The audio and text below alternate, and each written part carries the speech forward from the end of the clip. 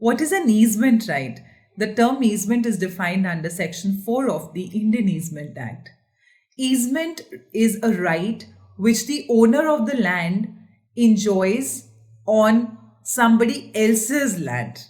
And he enjoys this right on somebody else's land so that he can enjoy his own land.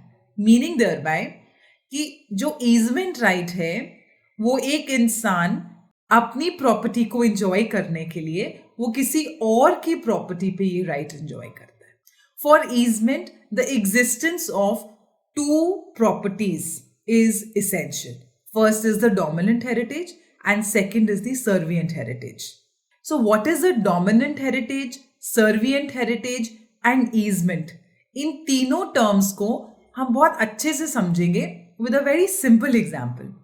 Let's say for example this is Mr. A's house. अब इस घर को enjoy करने के लिए उसको sunlight भी चाहिए, उसको air भी चाहिए और उसको way to land भी चाहिए, way to his own property भी चाहिए.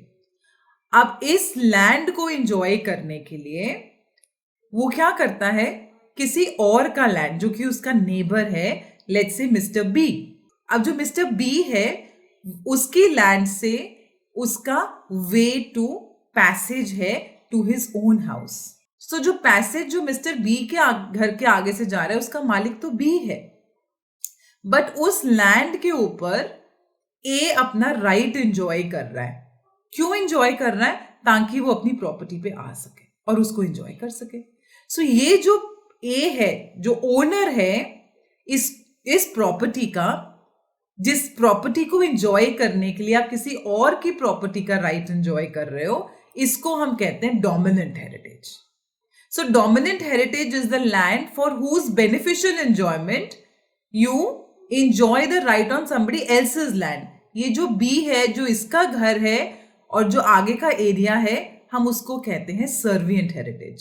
Servient heritage is the land जिसके ऊपर आप अपना ईजमेंट एंजॉय करते हो, आप अपना ईजमेंट एक्सरसाइज करते हो ताकि आप अपना जो डोमिनेंट हेरिटेज है उसको एंजॉय कर सको.